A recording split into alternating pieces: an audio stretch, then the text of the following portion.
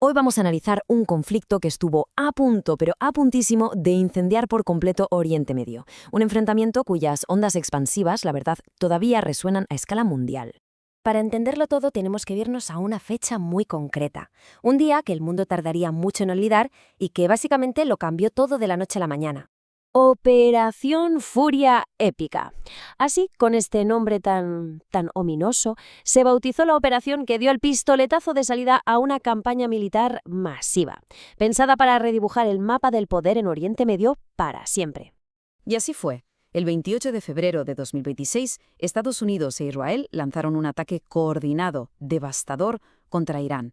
Y ojo, porque el objetivo no eran solo sus instalaciones nucleares, no, el ataque iba dirigido al corazón mismo de su liderazgo. Claro, la pregunta es inevitable, pero ¿cómo se pudo llegar hasta aquí? ¿Cómo se alcanzó ese punto de no retorno? Para entender bien la explosión hay que rebobinar un poco, fijarse en cómo fue subiendo la presión durante los 8 meses anteriores. Porque esto no fue algo repentino, ¿eh? Fue el clímax de una escalada muy calculada, casi la crónica de una guerra anunciada. Fijaos en esta cronología, porque revela una escalada vertiginosa. Todo arranca en junio de 2025, con la Guerra de los 12 días, el primer encontronazo directo. Después, la diplomacia se rompe, Irán prohíbe el acceso a los inspectores nucleares y, para colmo, estalla una crisis interna por la economía. La tensión llega a su punto máximo cuando Estados Unidos despliega su mayor flota desde la invasión de Irak y lanza un ultimátum de 10 días. Pero lo más alucinante, y quizá lo más cínico de todo, es que solo 48 horas antes del ataque se dice que hay avances significativos en las negociaciones. Pura fachada, una cortina de humo diplomática justo antes de que se desatara la tormenta. ¿Vale? En cualquier conflicto siempre hay actores clave, y cada uno tiene sus propias motivaciones. Unas son las que se declaran en público y otras, las estratégicas, las que de verdad mueven los hilos, y que se quedan entre bambalinas.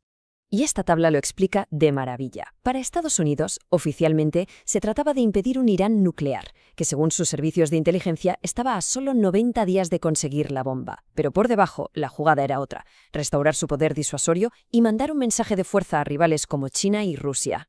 Para Israel, la cosa era mucho más existencial. Se trataba de eliminar lo que veían como una amenaza directa y actuar antes de que fuera demasiado tarde. Y luego está Irán, que al principio solo buscaba la supervivencia de su régimen negociando desde una posición fuerte. Pero claro, tras el ataque, su objetivo cambió radicalmente a uno de venganza, a demostrar que cualquier agresión iba a tener un coste insoportable. Bien, ahora vamos a alejarnos un poco para ver el panorama completo, el escenario más amplio, porque está claro que ninguna nación actúa sola. La red de alianzas en la región es complejísima y muy frágil.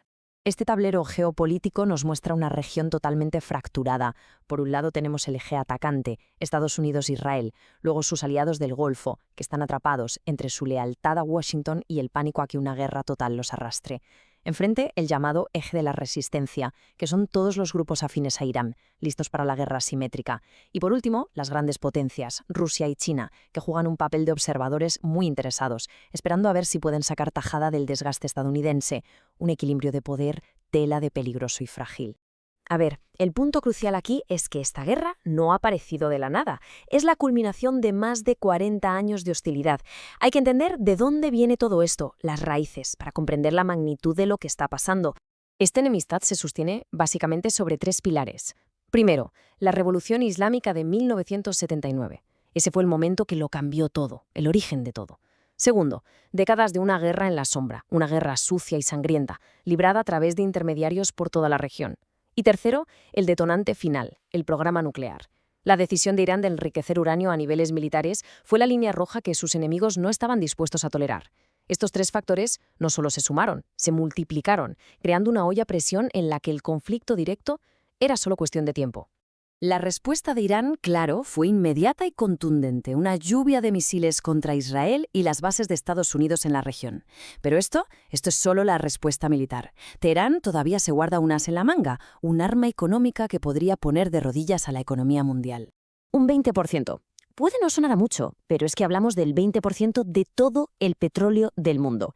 Y todo ese petróleo pasa por un cuello de botella diminuto, el estrecho de Hormuz, el mismo que Irán ha amenazado con cerrar. Una acción así sería como asfixiar la economía global. Llevaría el conflicto a una dimensión sencillamente catastrófica. Y así están las cosas. El mundo entero asomado al abismo. La incertidumbre es total. ¿Hasta dónde va a llegar esta escalada? ¿Van a entrar en juego todos los actores de ese eje de la resistencia? Y sobre todo, ¿está la economía mundial preparada para un shock de este calibre? Lo que empezó con una esperanza muy frágil de diplomacia se ha convertido en la mayor escalada militar en Oriente Medio en décadas. Es como si el genio se hubiera escapado de la lámpara. Y la pregunta ahora ya no es si el conflicto ha estallado, sino si alguien, en algún momento, va a ser capaz de volver a contenerlo.